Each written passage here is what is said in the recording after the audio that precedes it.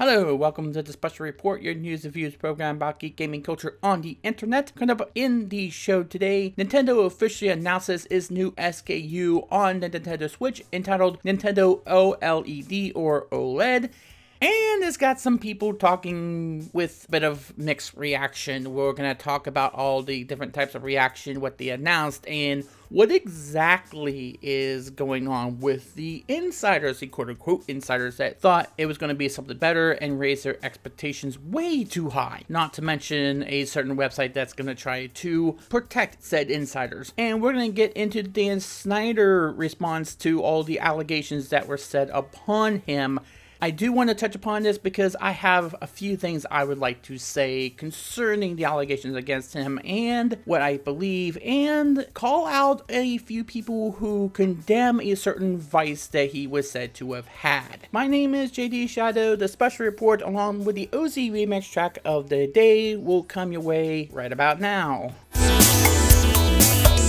It was widely suggested that Nintendo was going to release a new SKU of the Nintendo Switch, and a lot of people were thinking there was going to be a souped up version with better graphics, maybe 4K resolution, 60 FPS. Many of the Nintendo games are 60 FPS or very close to it, and no one really had any actual sources that were reliable saying that Nintendo was even going to do any of that. They had an idea that Nintendo was going to put out maybe a different model of the Switch, but they didn't have anything beyond that. Well, today Nintendo decided to reveal that they were coming out with a new SKU, but it's not nearly what people were thinking was going to be. The Nintendo Switch OLED model, or OLED as I'm going to call it, because that's a little bit better on my throat to do that. And if you thought the differences between the Nintendo Switch Lite and the Nintendo Switch regular were going to be confusing, wait till you hear what is going to be in this thing. Of course, the reason it's called the OLED is because it's going to have a 7-inch OLED screen, claiming that it's going to feast your eyes on vivid colors and crisp contrast when you play on the go, according to what Nintendo says on their site. It's going to have a wide adjustable stand, maybe a bit of a better stand than what is on the current SKUs of the Nintendo Switch. I'm not sure if there even is a stand on the Nintendo Switch Lite,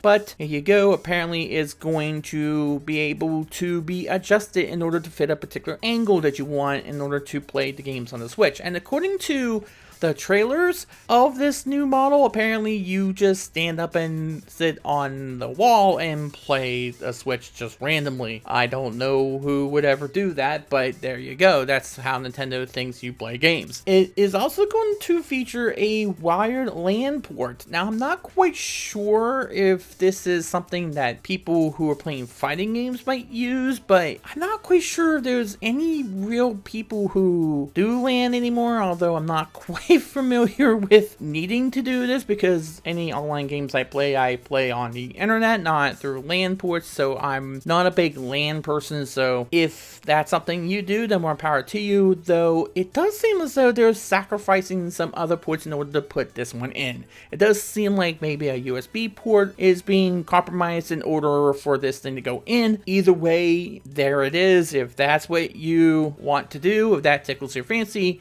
then more power to you. It's just something that I don't see a lot of people really doing anymore, and that's going to get some hatred upon me. But yeah, that's something that doesn't really appeal to me, just for the fact that I don't really use LAN at all. And if you're an introvert, then this definitely isn't going to help you at all. They're also going with 64 gigabytes internal storage. I think it's 32-bit of internal storage as in the original Switches. I'm pretty sure about that, but I'm not completely certain. This sort of doubles the internal storage that's in the Nintendo Switch, although using stuff like micro SD cards come into play as well. I'm pretty sure this is going to be something that's going to be in this model as well as the original model. I'm waiting to see if someone has actually succeeded in using a USB powered external HD drive for their games. I'm waiting to see if that has been achieved yet. I'm pretty sure you can do it, although I'm not sure how Nintendo's going to feel about you doing that. I haven't heard anything whether or not Nintendo would allow you to do that, although although I'm not sure why they wouldn't let you do that. That would be just a weird draconian thing to restrict you from doing, because both Xbox and Sony will let you do that. It is designed for you to do that, so I'm not sure why Nintendo wouldn't let you do that. Hit me up in the comments section if you have had this be achieved, and if so, what does Nintendo think about you doing that? It would be a weird thing to restrict you from doing. And finally, the enhanced audio. Now, whatever that actually means, maybe better speakers that are going to be on board the system. There's already speakers on the regular Nintendo Switch and then the Switch Lite. I would assume there are, because maybe you want to hear your games. However, I'm not sure of the quality of those as compared to what we're going to have here. They don't really go into great detail about maybe Dolby Digital or something along those lines. There really isn't any further clarification about what this means. I mean, what are they going to do to enhance that audio? How are they going to make it better? They don't really tell you if they're going to expand the speakers, or they're going to improve the kinds of speakers that are in the system, if they're going to be able to let you do some audio sliders up and down, stuff like that. What are they going to let you do? How are they going to achieve this? What exactly do they mean? That is the most vague thing in this, is the enhanced audio. What does that mean? They didn't do a really good job in describing that. But there has been absolutely no announcement as to whether or not the games will run faster on this system. Whether or not it's going to be a 4K experience, if you're going to have better FPS,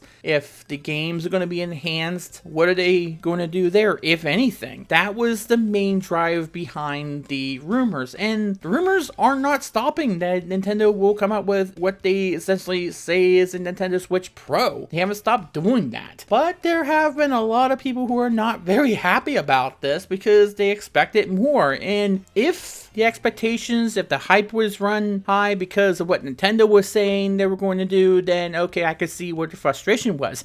But there was really no indication that Nintendo was going to do anything like that. I've been waiting for a long time for Nintendo to finally get with Microsoft and Sony and finally put in some kind of achievement system in their systems. They won't do it. And so people were saying that that's a good thing, that they're not putting those kinds of things in. That would really extend the replayability factor in a lot of their games. Why is Nintendo the only system not putting an achievement or trophy system into their games? They can definitely do it. I've seen them do it in individual games. Why don't they do it system-wide? That's the one thing that if I see a game come out for both the Nintendo Switch and the PS4, I'll buy the PS4 version because it has those trophy systems. It has those bragging rights. And I would wish that my friends that are playing the games on Nintendo Switch would buy a PS4 or a PS5 and play the games on there so we can compare trophies and how far we are getting along and how far along on trophies we are and what kind of bragging rights do we have compared to someone else. I would love to do that on Nintendo systems. I would love to do that with a game like Splatoon or Super Mario Odyssey or Breath of the Wild or something like that. We don't have that yet. Or maybe even Super Smash Brothers. How far are we along on doing special things on there? Or maybe try a harder difficulty in game that we would not do otherwise because we have no real thing to show for it. We don't have that carrot. That would definitely up the replayability factor. But outside of the 64 GB internal storage and maybe a better screen and whatever the enhanced audio is,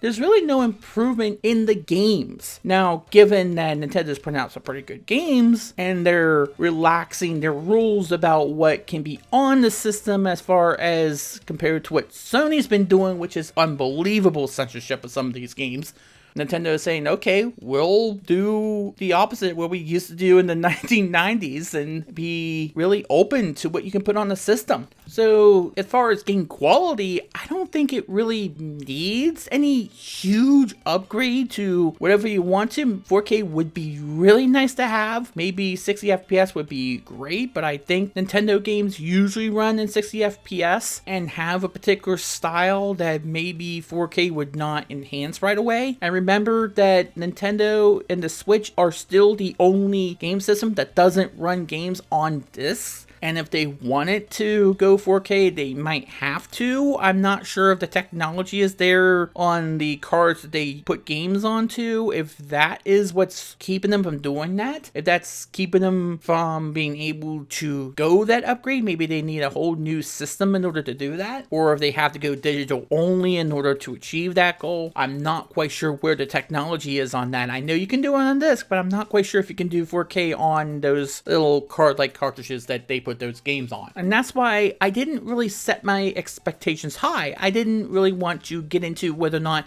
these rumors were true, because I would be looking like a fool, like a lot of these quote-unquote insiders are like. They have egg on their faces right now. And of course, because yeah, we have neoliberals who think that capitalism is the only way to go, and the most toxic neoliberal gaming website of them all, Reset Era, decided they're going to try to protect those insiders. Red Crayon, with his official staff communications earlier in a thread that talked about this announcement, said, "We understand this announcement goes against some of the insider leaks. Being disappointed and upset with some of those leaks and insider sources in general is fine, but direct call-outs hostility toward any specific insiders will be met with moderation." Of course, we know how Reset Era works in that they expand the definition of what they consider to be hostility and call-outs, and people were believing they were trying to actually protect those insiders because it seems like Reset Era is in bed with those insiders. And we've been thinking about that for quite some time. We've been considering and suspecting that for quite some time, that they're so in bed that they are willing to do whatever it takes in order to protect those insiders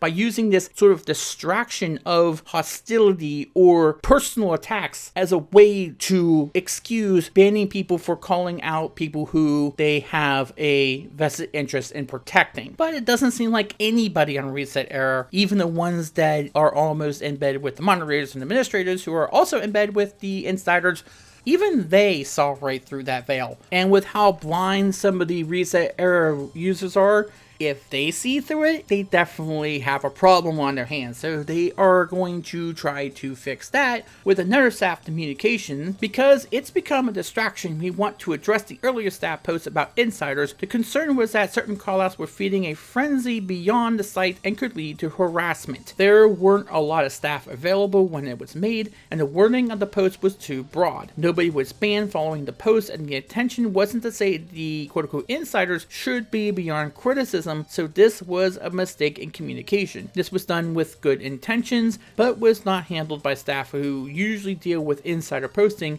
and wasn't consistent with our usual approach. Given the fact that Reset Era is not consistent anyway with any of their approaches, I don't see them being consistent with this even when Hacked would say this either. Keep in mind that Reset Era is known for banning people and then making the rules as they go along in order to justify the banning of a certain person or a game, as Hogwarts Legacy would have to tell you about. And I don't have to go into great detail about what I believe about Reset Era. You could go to some of my past videos in order to hear about that. Bottom line is that if you are an insider, you need to just tell us the truth instead of trying to go and make up wild stories that all of us are going to be disappointed about in the end. Now, this is not a terrible disappointment because it does have some improvements. The OLED model does have a few improvements, but it wasn't quite what we expected. But Nintendo really didn't give us those expectations.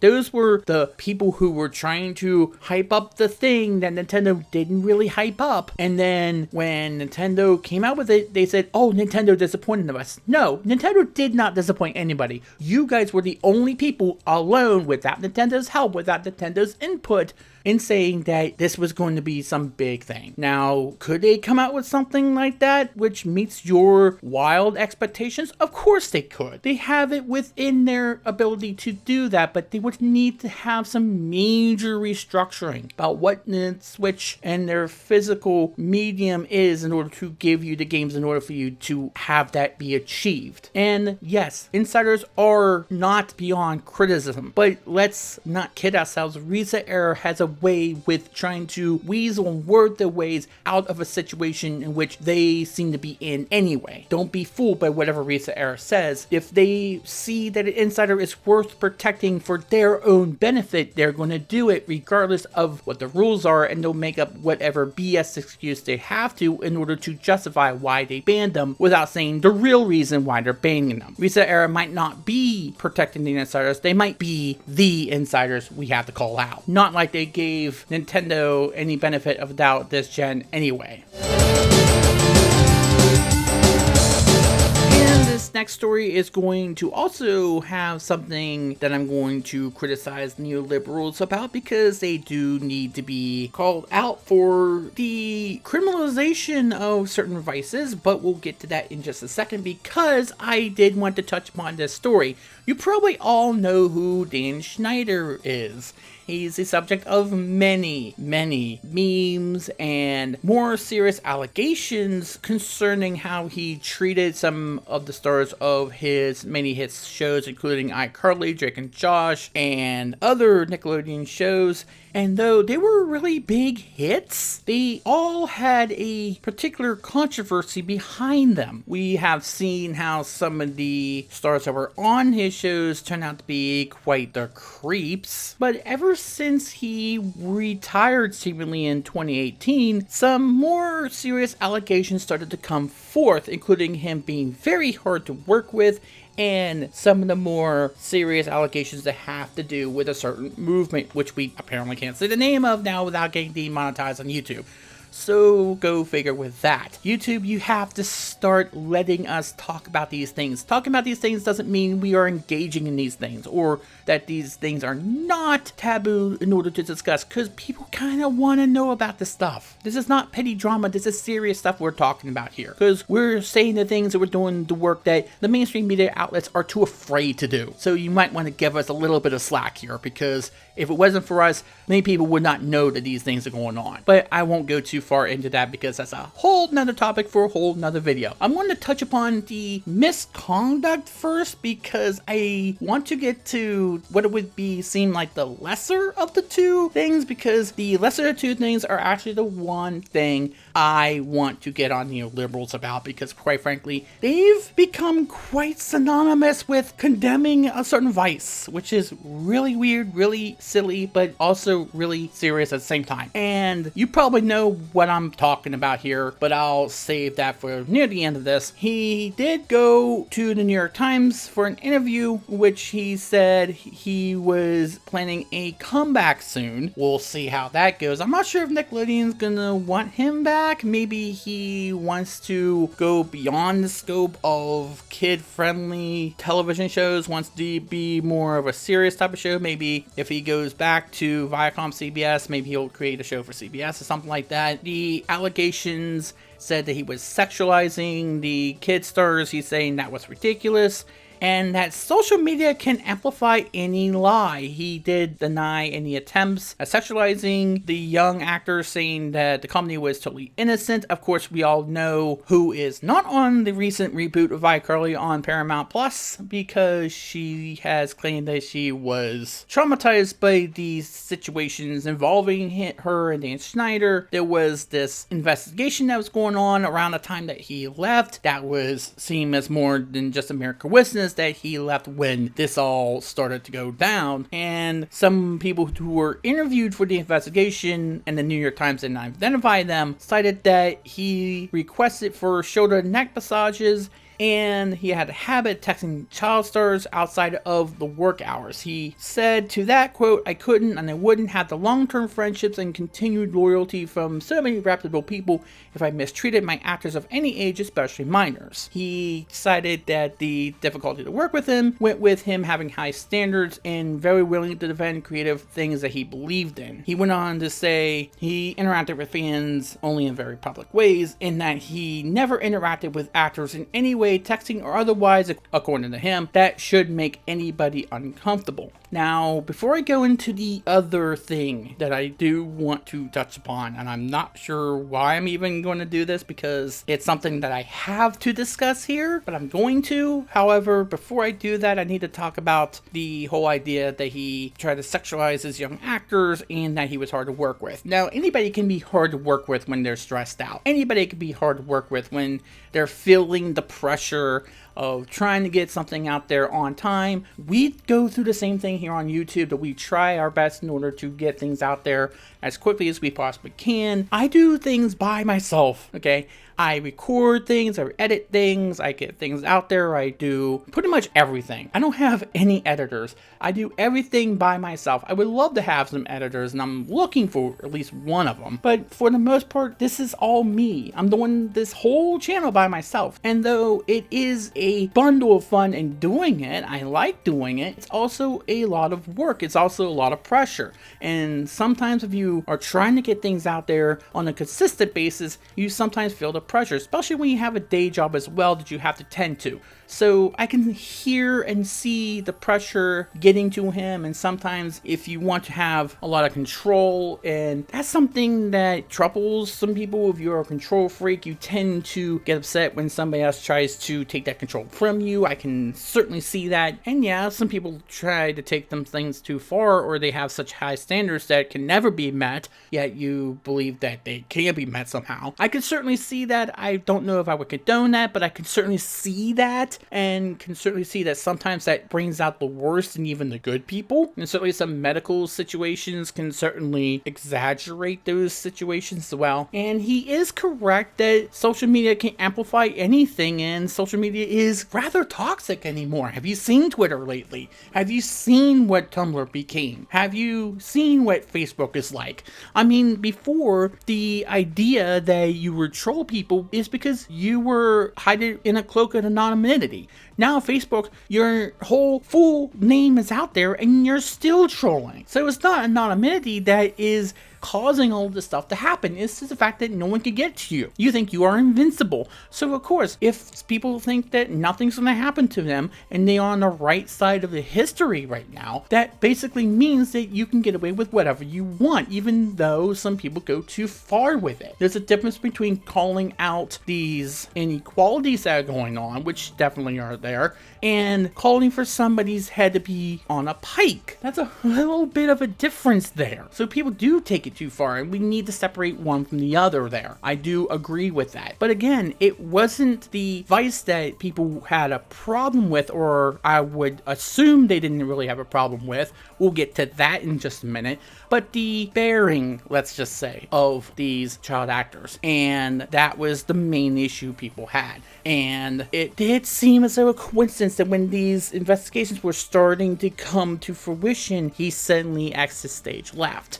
That was kind of weird. However, seeing as how he's responding to this, we'll probably get some type of other response to the response. You know how this works. You know how this is like. And I'm trying to prolong this a little bit because I don't want this to be just about the one thing I want to call out. Because the so-called lie that he said was ridiculous, well, the New York Times put it this way. Online netizens posted compilations to stitch together scenes from Schneider's shows, videos he has taken on set, and pictures of him with child actors to raise questions about his behavior with the young people he worked with. And here we go with the neoliberal part. Shots in the shows of bare feet were presented as evidence of a fetish. Other scenes were dissected and discussed as scripted moments of wink-wink sexual innuendo acted out by a teenage cast. Schneider said he was well aware of the postings, which he described as ridiculous. He said it was sad that social media companies can freely push forward any lie.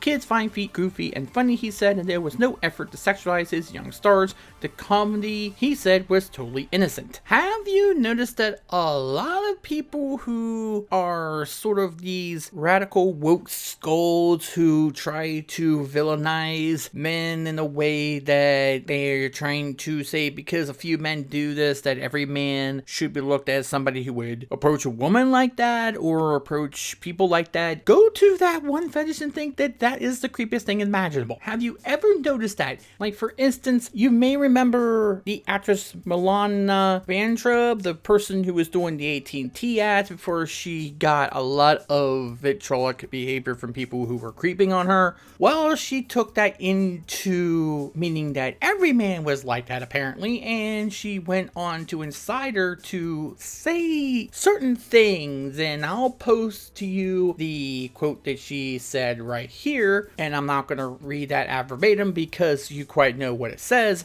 and I have a lot of questions involving how she responded to that and whether or not she took it to mean that every man was going to do the exact same thing. But you notice where we're going with this, that the fetish itself is getting a lot of hatred from neoliberals who want to distract us. It's coming from the same people who, like I said with Reset Era in the previous article, in the previous story, are trying to distract us from what was really going on with the insiders and the Nintendo Switch and trying to be in bed with the insiders are also trying to distract us by trying to make us scared of one another and to make us condemn things that we would never condemn otherwise. This is one of the most common fetishes, one of the most common vices that are out there right now, and yet we're seeing this as kin to some of the more extreme things. And yes, that was one of the few things that gave me a little bit of respect for Patriots coach Bill Belichick when he sat Wes Welker for a series because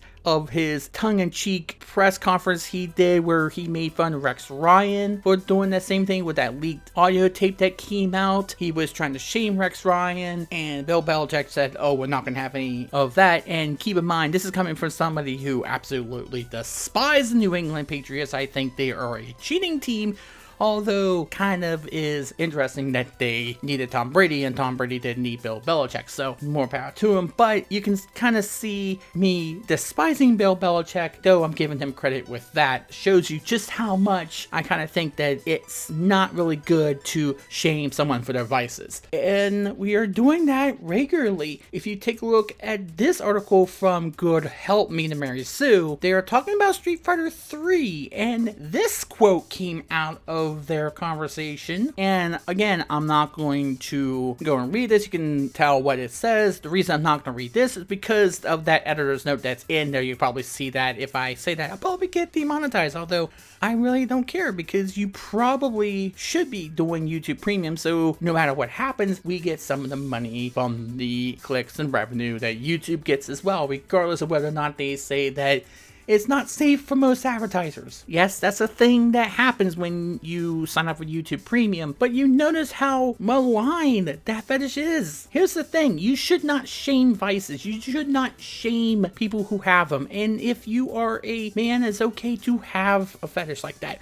It's okay if you do that. And that's a rather puzzling thing to get upset about. Now, I understand there's some really big creeps out there, and there are people who will take it a bit too far. Everybody can take some things too far. Everything would be taken too far. But to go into a conversation with that prejudice before you even know anything, and about something in which there are actual sites that are specialized in tastefully talking about that sort of thing in a tasteful manner and not in a way that is creepazoid or anything like that. Are you kidding me? Is that how we're going to judge people? Is that how we're going to rate how men are? And remember that women have that too. Mary Sue talked about Ibuki and Elena and Makoto, who they complain about, oh, they're just fetishizing young teenage girls. But first of all, they're really not. They're in a game that is made in Japan where the legal age of consent there is actually 14, if you can actually believe that. So you gotta go by their rules, not ours, for one thing. Second of all, if you're going to do that, let's talk about Gil, let's talk about Ryu, let's talk about Ken, who they do not have any problem with them fighting barefoot, and yet that could feed off of a woman's vices. And no, you do not hear anybody from the Mary Sue or anybody like that complaining when they see a male like that. I'm just telling you that if you're going to be all-inclusive, you have to go all the way. Otherwise, it's just a distraction to get us away from real issues in this world right now. Yes, we should shame creeps, we should shame people who are using it as a way in order to take advantage of other people on that sort of playing ground. But if you're just prejudicing a vice, 2 words, quit it. I'm not quite sure if I really believe Dan Schneider, but goes into doing, not just saying stuff. And yes, he is right. The social media landscape, it's absolutely toxic. I get that, understand that. I also understand that work and creativity can get to the best of you if you are trying to put too much pressure on yourself. Maybe that's a lesson we all can take into consideration, that, hey, look out for yourself first. Self-care comes before anything else. If you're stressed out, maybe you do need to take a break. However, there are those questions that still need to be answered, although I do think that it's good that he did come forward and answered a few of these questions in the way that he felt that he had to. I do commend him for that. Let's see how this turns out. And there's nothing wrong with having that vice. It's just how you choose to go about satisfying that vice. And don't use the prejudice of that vice in order to distract us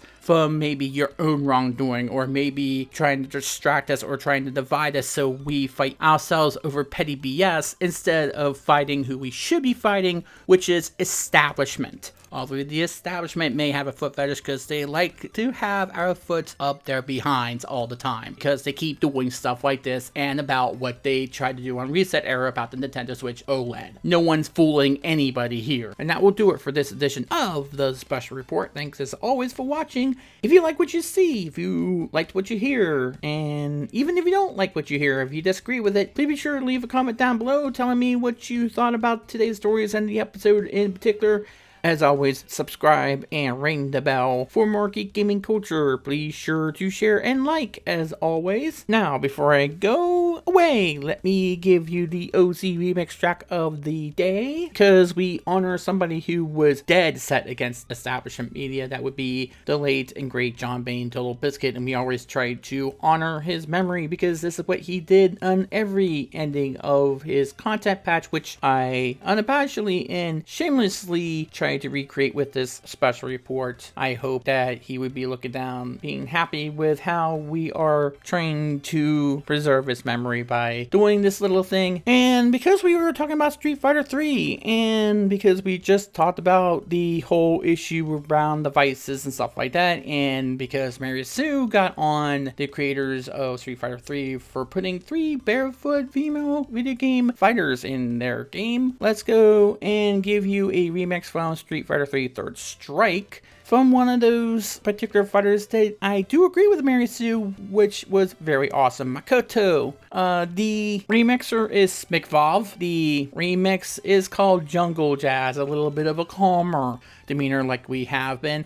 I try to do the newer OCRemix tracks, but I couldn't really find any that fit into any of the themes that were going on, so this is one of the older tracks. So you're going to see some of the older animations that OCRemix used if you watch a video all the way through. But you're encouraged to just listen to it and just have a chill time while watching this and listening to it. Until next time, my name is JD Shadow, and that just happened.